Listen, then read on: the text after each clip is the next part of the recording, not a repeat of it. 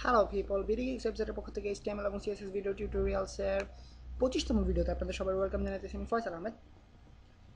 So last video tutorial আমরা Depp সম্পর্কে জানছি, যেটা একটা ইউনিক HTML ট্যাগ বলা যেতে পারে অথবা এলিমেন্ট বলা যেতে পারে, যার মাধ্যমে আমরা ওয়েবসাইটকে আরও অর্গানাইজ করতে পারি অথবা বক্স আকারে আমরা ওয়েবসাইটের বিভিন্ন স্পেসে বিভিন্ন স্থানে আমরা আমাদের পছন্দের জিনিসগুলো এক একটা আলাদা আলাদা স্থানে আমরা নিজেদের ইচ্ছে মতো অর্গানাইজ করতে পারি।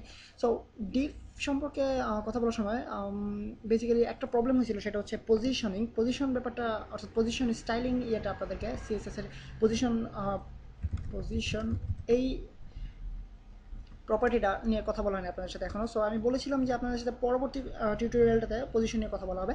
বাট পজিশন নিয়ে কথা বলার আগে আই থিঙ্ক কয়েকটা আলাদা জিনিস নিয়ে কথা বলা দরকার, যেগুলো বেসিক্যালি ডিভ অথবা যে কোনো অন্যান্য অনেক HTML এলিমেন্ট অথবা ট্যাগের ক্ষেত্রে আমাদের কাজে লাগবে, এবং অবশ্যই পজিশনের ক্ষেত্রেও আমাদের কাজে লাগবে। সো আগে আপনাদেরকে সেই জিনিসগুলো নিয়ে ক্লিয়ার করে নেওয়া যাক।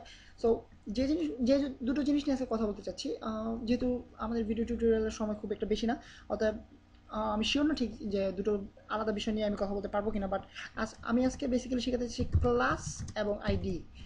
সো ক্লাস এবং আইডি বেসিক্যালি দুটো একই টাইপের জিনিস, বাট একটু আলাদাভাবে কাজ করতে হয় এবং একটু আলাদাভাবে দুটোকে ডিল করতে হয়। সো ধরা যাক আমাদের কাছে দুটো বক্স আছে, ডিভ, দুটো ডিভ আছে, ডিভ মামা চলো ওয়েবসাইট বানাই।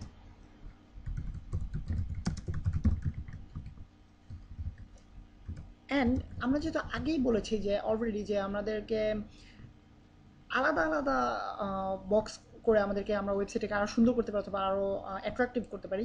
সো আমরা চাইবো যে শুধুমাত্র একটা ডিভ ক্রিয়েট করবো আমাদের, এরকম আমরা করতে চাইবো না। আমরা চাইবো আলাদা আলাদা ডিভ তৈরি করতে, এবং এক একটা এক এক জায়গায় এক এক স্পেসে আমরা সিলেক্ট করে দিতে হবে, এক এক স্পেসে বসাতে।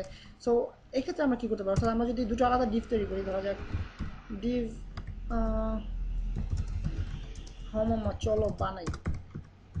সো এরকম যদি দুটো ডিভ থাকে, সো আমরা যদি ডিভে আমরা জাস্ট নর্মালি যদি এখানে ডিভ লিখে আমাদের সিএসএস স্টাইলিং শুরু করি, সেক্ষেত্রে একটা প্রবলেম আছে, সেটা হচ্ছে আমরা দুটো ডিভের ক্ষেত্রে একই স্টাইল চলে আসবে, একই সব কিছু চলে আসবে, যেটা আমরা চাইতেছি না। আমরা চাইতেছি, ধরা যাক আমরা আমাদের হেডিংটা চাইতেছি লাল রঙের, এবং আমাদের পোস্ট চাইতেছি ব্যাকগ্রাউন্ড থাকবে ব্লু কালার, এরকম চাইতেছি আমরা ডিফারেন্ট। সো সেক্ষেত্রে আমরা কী করতে পারি, সেক্ষেত্রে আমাদেরকে ইউজ করতে হবে স্প্যানের মতো একটা প্রপার্টি, যেটা আমরা আগে দেখেছিলাম যে স্প্যানের মাধ্যমে আমরা একই ট্যাগের আন্ডারে আমরা একটা জিনিসকে স্পেশালি আমরা স্টাইলিং করতে পারি, অথবা আলাদা আলাদাভাবে আলাদা আলাদা জিনিসকে স্টাইলিং করতে পারি।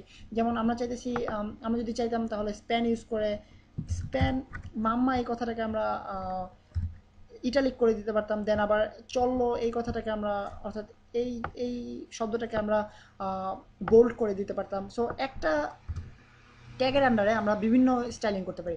সো বেসিক্যালি আইডি হচ্ছে এমন একটা জিনিস যেটার মাধ্যমে আমরা একই ট্যাগকে আমরা আলাদা আলাদাভাবে স্টাইলিং করতে পারি। আপনাদেরকে দেখালে আপনারা বুঝতে পারবেন। সো আইডি হচ্ছে বেসিক্যালি একটা ধরা যাক আমার নাম বলা যেতে পারে।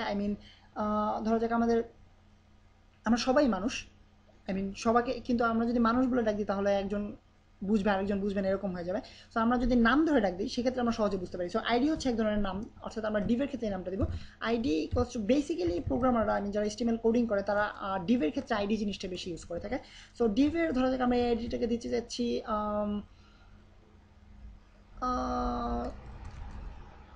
ফয়সাল, অর্থাৎ আমি আপনাদেরকে বলতেছি। অ্যান্ড এই আইডিটাকে আমরা দিতে চাচ্ছি, যেহেতু আপনারা আমার ভিউয়ার অথবা সাবস্ক্রাইবার যেটি আপনারা বলতে চান, অথবা আমার ফ্যান, এনিওয়েজ আপনাদেরকে আমি ফ্যান হিসেবে গ্রহণ করে নিলাম। যাই হোক, ধরা যাক আপনারা আমার ফ্যান। সো আইডির ক্ষেত্রে আমরা বেসিক্যালি চেষ্টা করবো যেন আমাদের প্রোগ্রামারদের বুঝতে সুবিধা হয়, অর্থাৎ আমরা যেন পরবর্তীতে বুঝতে পারি যে ফয়সালের কালারিংটা আমরা কীভাবে করবো, এটা আমরা যেন শুধুমাত্র এই নেমটা দেখে বুঝতে পারি যে ফয়সাল। যেহেতু আমি চাইতেছি আমার ফেভারিট ফন্ট হচ্ছে গিয়ে কমিক সেন্স, সো আমি চাইবো সবসময় আমার কথাগুলো যেন কমিক সেন্সে আসে। সো ফয়সাল দেখা মাত্রই যেন অন্য প্রোগ্রামার বুঝতে পারে যে এখানে কমিক সেন্সে থাকবে। সো এই জন্য আমরা চেষ্টা করবো প্রাসঙ্গিক একটা নাম দিতে, অর্থাৎ রিলেটিভ, আমাদের ডিভের সাথে রিলেটিভ একটা আইডি নেম দিতে। সো আমরা এখন আইডি নেম দিলাম, অর্থাৎ আমরা সবাইকে ডিভ বলে ডাকতেছি না, আমরা এই ডিভটাকে ফয়সাল বলে ডাকতেছি এবং এই ডিভটাকে ফ্যান বলে ডাকতেছি। সো এখন আমরা দেখবো কীভাবে আলাদা আলাদাভাবে স্টাইলিং করতে পারি, অর্থাৎ যদিও দুটোই ডিভ, বাট আমরা শুধুমাত্র ডিভের ক্ষেত্রে অ্যাপ্লাই করবো না, আমরা এইটার জন্য একটা আলাদা স্টাইলিং করবো, এটার জন্য একটা আলাদা স্টাইলিং করবো, অর্থাৎ ঠিক স্প্যানের মতো। সো আইডির ক্ষেত্রে আমরা দেখি কীভাবে আইডিতে স্টাইলিং করতে হয়। ডিভ প্রথমে আমরা লিখতে হবে ডিভ, দেন একটা হ্যাশ মার্ক, দেন আমাদের আইডি নেম ফয়সাল, দেন নর্মাল স্টাইলে আমরা জাস্ট কোডিং করবো। ধরা যাক ফন্ট ফ্যামিলি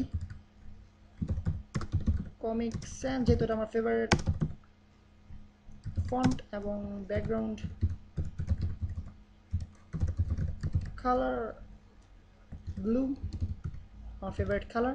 আসলে আমার ফেভারিট কালারকে আমি নিজেই ভালো মতো জানি না, আমার যখন যেটা দেখি তখন সেটাই ভালো লাগে। এনিওয়েজ, সো আমরা তৈরি করলাম শুধুমাত্র ফয়সালের ক্ষেত্রে আমরা একটা স্পেশাল স্টাইলিং করলাম। এবং এখন আমরা দেখি কীভাবে নিচেরটা, অর্থাৎ আমরা যদি আপনাদেরকে আগে দেখিয়ে নেওয়া যাক কীভাবে আমাদের চেঞ্জ হচ্ছে। তো আপনারা দেখতে পাচ্ছেন আমাদের এই ডিফটা, প্রথমের ডিফটা, অর্থাৎ যেটার আইডি হচ্ছে ফয়সাল, ফয়সাল ডিফটাতে ব্যাকগ্রাউন্ড চলে আসছে ব্লু, এবং আমাদের ফন্ট চলে আসছে কমিক সেন্স। অ্যান্ড এখন যদি আমরা ডিভ ফ্যানকে আমরা স্টাইলিং করি, সেক্ষেত্রে দেখা যাক কী ঘটে। So font family Arial, then background color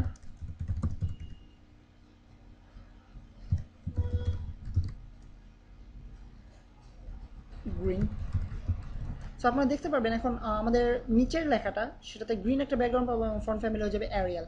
so এটা হচ্ছে আমাদের বেসিক্যালি আইডি দ্বারা ডিভের, অথবা যে কোনো আপনারা আইডিটা আপনারা অন্য যে কোনো ক্ষেত্রে ইউজ করতে পারেন, শুধুমাত্র ডিভের ক্ষেত্রে ইউজ করতে পারেন এমন কোনো কথা নেই। আপনারা টেবলস ইউজ করতে পারেন, অর্ডার লিস্ট ইউজ করতে পারেন, আনঅর্ডার লিস্ট ইউজ করতে পারেন, অথবা যে কোনো জায়গায় ইউজ করতে পারেন। বাট আপনাদেরকে খেয়াল রাখতে হবে যেন প্রাসঙ্গিক হয় নামটা, অর্থাৎ আমরা যেন নাম দেখে বুঝতে পারি যে এটা আসলে কী সম্পর্কে আমরা স্টাইলিং করতে যাচ্ছি।